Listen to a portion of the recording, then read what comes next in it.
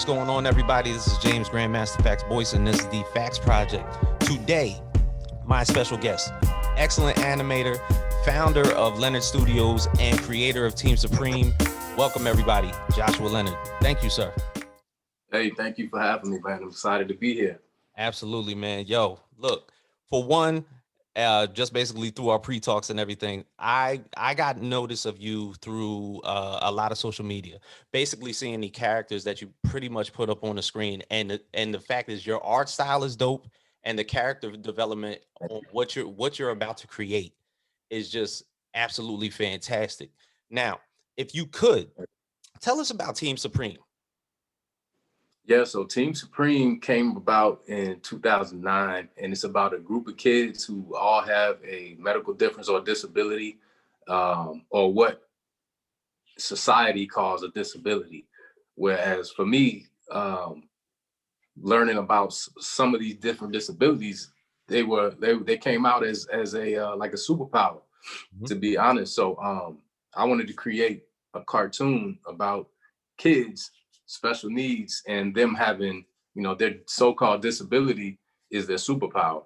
And i.e. somebody who is blind, somebody who is deaf, their vision is better, like certain things kind of heighten, certain senses become heightened when there's a loss of another. So it was certain things like that, man, and learning the backgrounds of these disabilities and all the details and stuff like that. So that's where Team Supreme came about. Also, just the lack of diversity and inclusion in film and animation, to be like the top reason I created it. Like I was really unhappy with what I was seeing in the animation industry as it pertains to people of color being in the writer's room, characters that I'm seeing on screen, writers, just people working on these cartoons. Like a lot of stuff kind of looked the same. Mm-hmm. So me as a character designer, I feel like it's my job to create that narrative and change that narrative, as it pertains to what can be shown on screen, what needs to be shown on screen. Characters with gaps in their teeth, characters with that are amputees, characters that don't look like what society labels, a normal, so I wanted to see different type of characters on the screen. And selfishly, I created Team Supreme for me, so it's something that I wanted to see personally. I'm grateful that everybody else is also interested in viewing it as well. So it's a blessing, man. Definitely. Now, has there been any people that basically any of the characters pretty much draw any type of resemblance, or somebody maybe that you may have grown up with that you've kind of brought into comparison with some of the characters that you put in the development?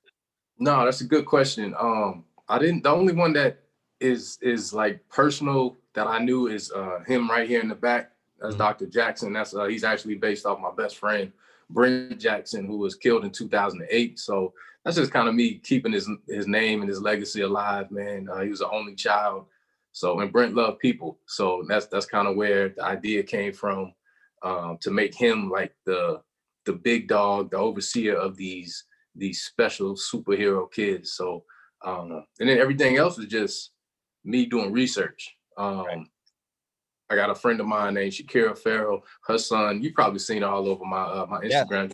She's the one that like her son is on the autism spectrum. Super, super great kid, man. And she dresses him up as Zeke, which is my main character, who also is on the autism spectrum. And so I got to learn a lot from him and just seeing how their mind works. And it's beautiful, man. So other than that, man, it's just research that I've been doing, me and my team, to really put all of these pieces together to make sure we create the correct type of characters. That's what's up, man. So what was it, what or who were some of the first inspirations that basically drew you to put pen to paper to start like basically shaping your craft as far as animation, drawing, getting into art?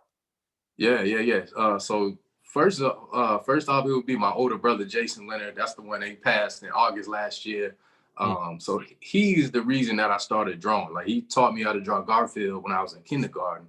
I heard And that once I story. learned how to draw that, man, it was a wrap. I was like, this is dope, man. And then as I got older, I've always loved animation, Looney Tunes, you know, Chuck Jones, all of those old school, Aaron Blaze, you know, Jim Lee, you know, Stan Lee, all of these old school artists, man, they were amazing to me. So I'm looking at them like, man, these people actually get paid to make cartoons and to draw. I'll never retire because of that. You know, I can always make money and do what I love until the day I die. So that's kind of where it came from, man. Obviously, like a Disney,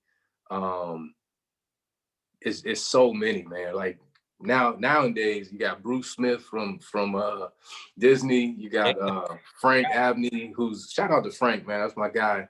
He just got nominated for a Oscar for Canvas. So man, really proud to see these brothers stepping up and trying to make a difference in this animation industry. But Mel Madukes on Instagram, super dope artist, man. Marcus Williams, too many to name, but I'm a fan of all of them, man.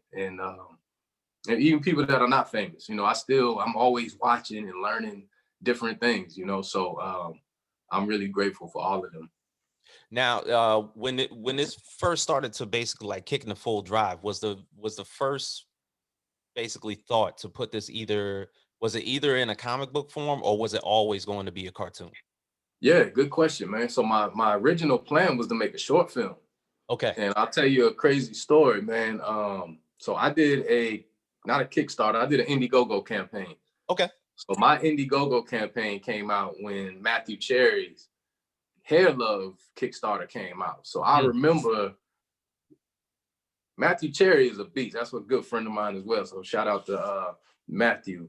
But you know, he was able to raise the funds that needed to be made for Hair Love, whereas I was able to raise like $6,000, which I'm super grateful and thankful for, man. That's still a nice little bit of money, but it wasn't enough money for me to not work a full-time job and just focus completely on the development and making of Team Supreme as a short film. So it was I had like a short film written and ready, but then it went viral, and then Jason Weaver got a hold of it. Shout out to Jason. And then once Jason got a hold of it, the original, man, OG in the game, really underrated, you know, actor and just a good human being, man. It's a brother to me. And then once Jason got it, Lena Waithe got it, and Hillman grad. So, you know, shout out to Hillman. Wow. But it just really kind of transcended from there, man. I had it as like a short film. Like I said, personally, I wanted to see it, 3 to 5 minute short film. I just wanted them to see these characters on screen the right way. Because a lot of times they show people with disabilities on camera. For one, they make fun of them a lot of times. Two, they're not on screen long enough. This is true. So it's certain things that I wanted to really show, like, man, you calling them a disability, I'm calling it dope, you know, because I'm aware of what they're capable of and how that mind works, man. It's really genius when I think about it. So that's kind of where it started from, man. I was supposed to make a short film, so. But now we're trying to still get it funded to make a series now. So, but books and comics are definitely coming. That's why you see so many different age ranges through Team Supreme. Like right behind me, you got the kid version. I got the kind of the teen version right here. A little older. Yeah. So, So we kind of I'm just making sure I'm rounding all the bases, man. So I'm 100% covered. I got a late teen high school version. So it's gonna be dope, man. It's gonna be dope because I definitely we want to get Team Supreme in the school curriculums as well. So it's gonna be good.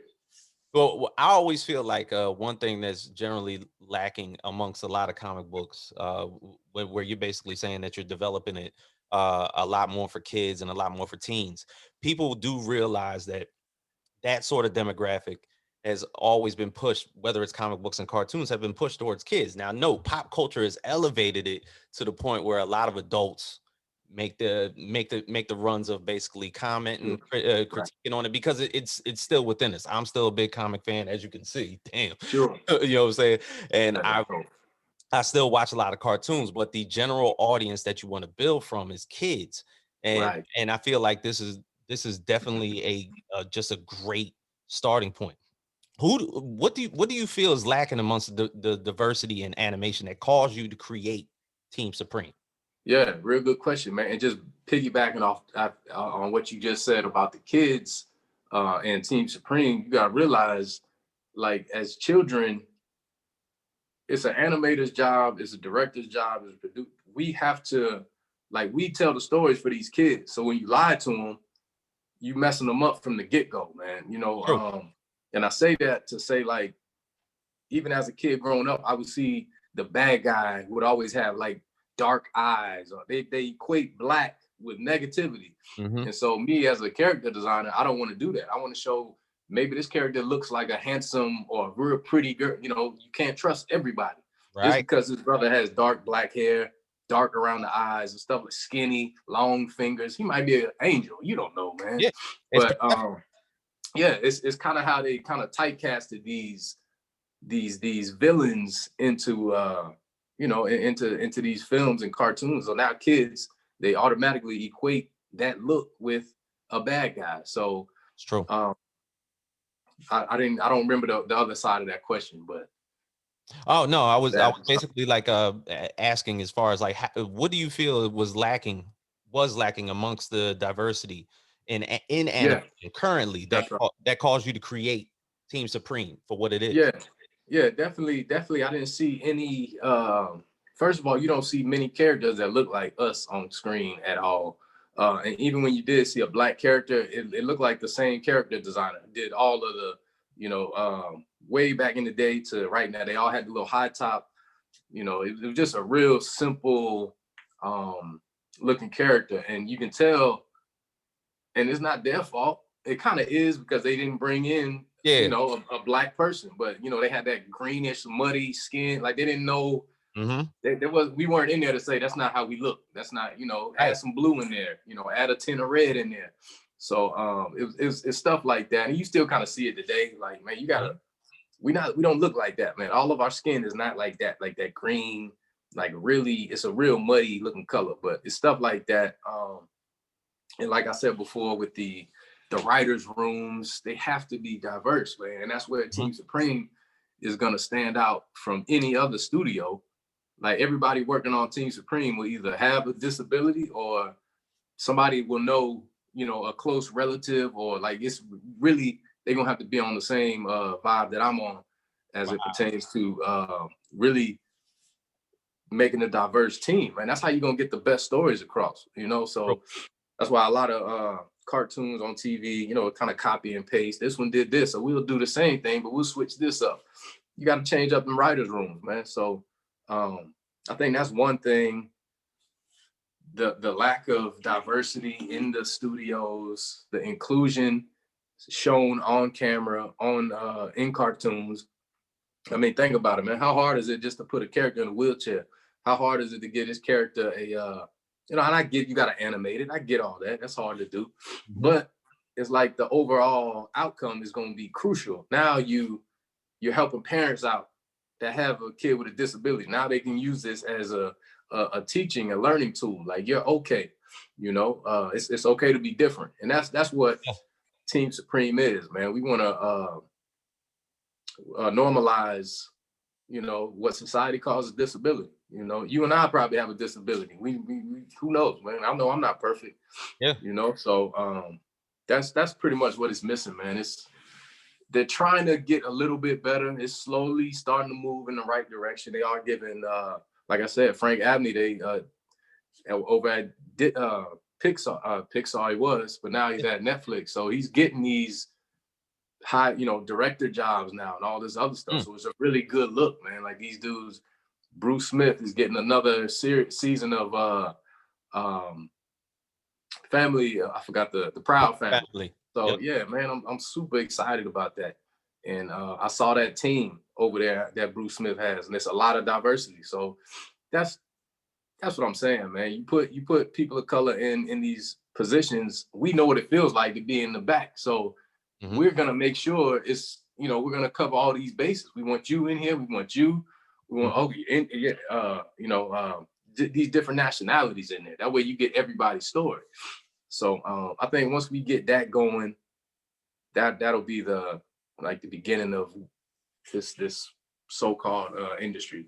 So I'm here for that, man. That's why I was put here to make a change in this animation industry. That's what's up, man. Now the tipping scale of basically what you're talking about. What is this? What led you to Netflix animation? As to how they're basically like pushing the envelope in the acceptance of more dynamic character portrayals. So when you talk about the writer's room, where somebody pretty much has almost like either a first person portrayal of somebody that's disabled in their life, or maybe that person themselves who's in that writer's room has a sort of disability within them. Was that the means and the ways of pushed you to be like, okay, yeah, this is the place for me? Yeah, well, my Netflix, I'm a contract, freelance, so I don't work for them full. They'll come when they need characters from me. But and the crazy part is, like, right after my brother passed last year, that's when Netflix hit me up. Like the next day, they offered me this position. So it's super dope, man. But I've always loved Netflix and their think outside of the box mentality, strong Black lead. They got all the, they're a very diverse company. So with that, and a lot of people think Team Supreme is on Netflix. So it's not. Team Supreme has not gotten picked up yet. Right. I literally just work for Netflix. So hopefully, in the near future, they do realize what they have on their hands with me being a part of Netflix. So I'm already in there. So we'll see. But there's a lot of companies that are interested in it. And, that's why I'm not really in a rush. I've always, and Jason Weaver and we always discuss, I'm like, man, it's going to happen when it's supposed to. I'm not trying to rush this thing. I want to make sure everything is done the correct way. Because when you rush stuff, that's when stuff, things mess up. So I really want to just take my time. I trust my team. I trust Lena. So I'm just doing all the groundwork behind the scenes and, doing these interviews and just really trying to get Team Supreme out there where it's a household name, because I do think it's going to change the world, so. Definitely. Now with art being your main medium, you've had the opportunity to showcase your work, not only with Netflix, Nickelodeon Animation, Drake, Lena Waithe, so like when you have the ability that you don't even have to be a mouthpiece towards your medium, you can literally showcase your work without even speaking to it. Somebody can see it, right, and they make the perception amongst themselves to be like, wow, this is dope. What's the storyline behind these characters? How does that feel to you? Yeah, it's a really humbling feeling for me personally, because I think I'm a decent artist. I'm, like I said, I'm always trying to learn. Humble, man. You said decent artist. Damn. That's yeah. Really, man. I don't ever, like, I got hit up. I think it was a school hit me up about 2 days ago, and they want me to do a master class. Like, that's. I was like, I'm definitely not a master, man. I'll never say I'm a master. That's one thing I won't do. But yeah, I don't really, like, I didn't know I had my own style and all that until people tell me, like, yo, your style is dope. Your lighting is dope. So to me, it's like, man, I appreciate it. But at the same time, I'm still learning myself. I'm always trying to look and learn. Like I said, I follow a lot of dope artists and I learn from them as well, But yeah, it's very humbling for me. Very humbling, man. And I'm grateful for it. I appreciate all the love. Definitely. Now, basically, among your many talents, I mean, animation is only one side. Art is only one side. Where do you hope to expand your reach outside of animation? I want to direct one day as well, man. Yeah, that's the end goal. So, like I said, man, I'm learning a lot from Lena and Hillman grad. Jason Weaver's teaching me a lot. That's a really good, mentor for me right now, because he's, he brought up as a child actor, so he learned and knows the game. So I'm learning as much as I can from him. It's a bunch of them, man. Like I said, Bruce Smith, Frank Abney, so many dope people on the rise, man. I love Spielberg, so I just kind of study these directors and stuff like that, man. But that's I want Team Supreme to be a household name, but at the same time, I do want to I want to direct as well. So Now, when you're talking about direct, are you talking about feature films or featured animated films? yeah, both. I Oh, want a Team Supreme video game. I mean, all of that. Like I have a ton of ideas. This Team Supreme, what you seeing with the character, this is just like a small percentage. I want a whole, just like Marvel and DC have that whole universe. universe. I want Team Supreme to be. It might be a movie coming out 3 years from now that involves Team Supreme, but these are whole new characters. Like I have a whole, and we'll fit it in somehow Right. in that whole loop. So that's the goal. So even with any disability that I use that's for good, I also want to have a villain who also has that same disability to show, Yeah, like, look, man, it's up to you. It's your choice. definitely. So Now, you actually put up like I'd say maybe around a couple weeks ago, you had um a recent work artwork that was shown in the Art of Change Kickstarter. Had mm, a recent work that you did with John Lewis. yeah. Now, this has a special meaning to you. Could you explain that connection? Yeah. The Art of Change project is super dope, first of all. So I'm really excited that I was chosen for one of the artists out of, I think, 100, 150. Mm, So we got to choose a theme. My theme was a hero. right. So automatically, I was like, man. And then that's when Rep John Lewis just passed, I think maybe a couple weeks prior to that. Mm, So I already knew off the top, man. I was like, you know what? Yeah, he's deserving of it. He needs this. People need to know what good trouble is. So I got to meet John Lewis at my graduation in 2018. I was one of the commencement speakers at the Art Institute, and I met Rep John, and he kind of whispered in my ear after I did my commencement speaking. He's like, "Hey, I want us to work together on a book."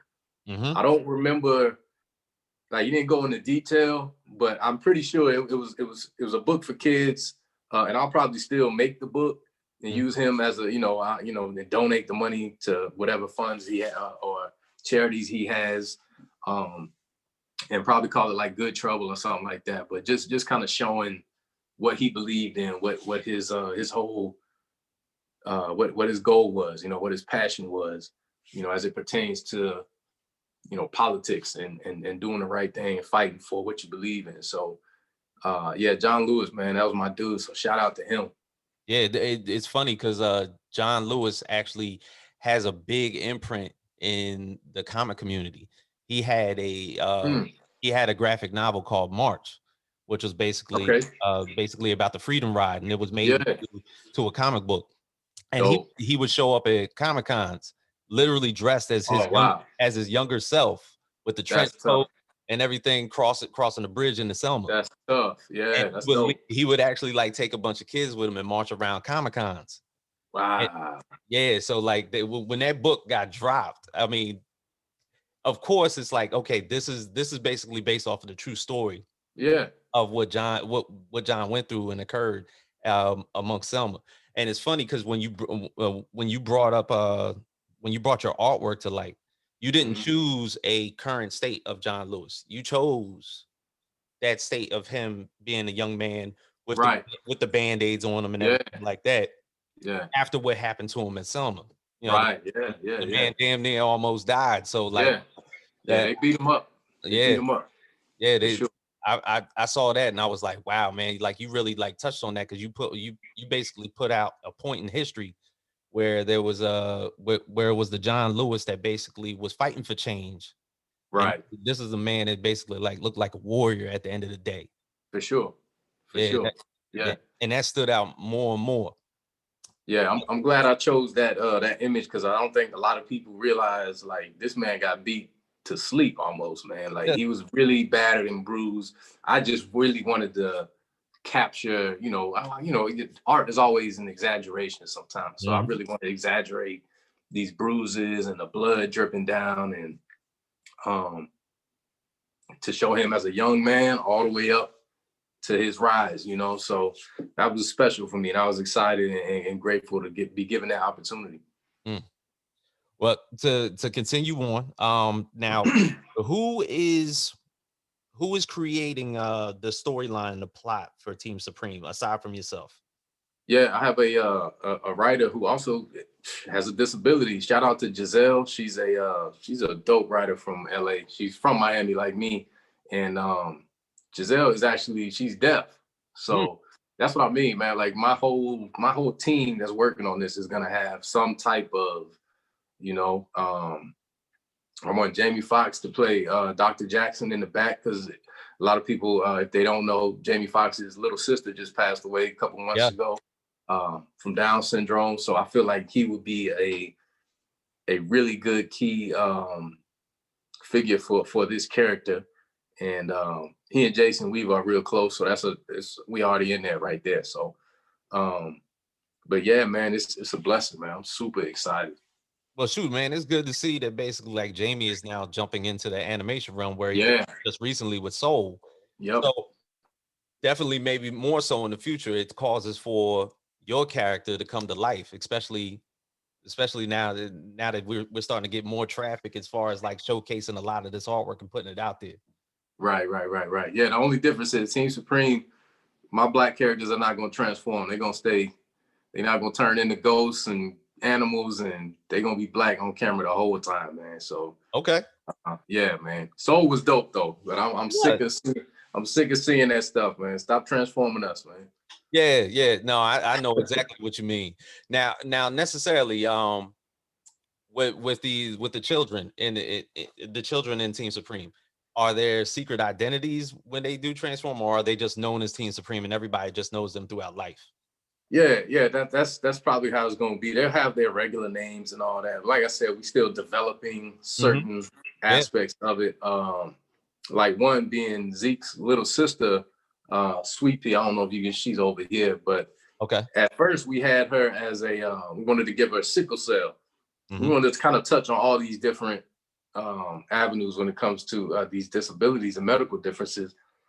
But then again, we wanted to show what it's like for a brother and a sister, or two relatives, one that does have a so-called difference, a special need, and one that doesn't, to show that dynamic, how they get along. You know, sometimes they'll have to help out as well a lot. So I think that'll be good. It'll help parents, it'll help other kids, and it'll teach people, man. That's what's gonna be dope about it. Like, it's gonna be a dope cartoon, but at the same time, you're gonna learn a lot about these disabilities and what it's like.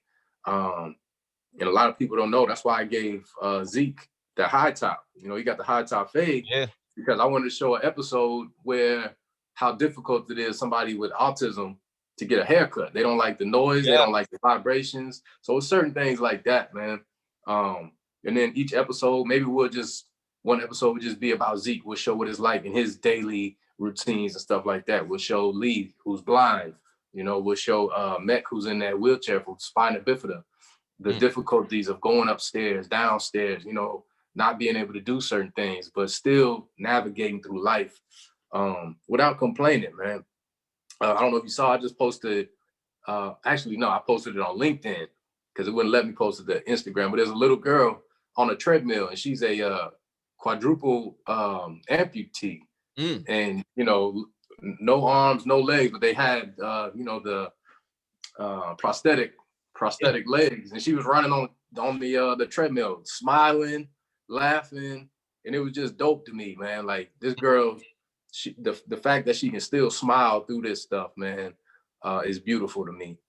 And I feel like people need to see, like, yes, we look different, they look different, but we still human being, man. Like, what, it's not a big deal, man. And that's how I was raised, man, to get along with everybody, love everybody, respect everybody. And that's why I'm here, man. We're gonna make a difference. Definitely, man. Yo, hey, man. Look, I appreciate you doing this with me. This has been excellent. Now, Absolutely. where can where can anybody reach you if they wanted to basically like see your work, wanted to get in touch with you? How could they basically get a hold of you? Yeah, well, my cell phone, no, I'm just kidding, man. Nah, my social media, Twitter, Instagram is at I'm Joshua Leonard. Hmm. Um, And on Instagram, I also have Leonard Studios. I have the Joshua Leonard Foundation.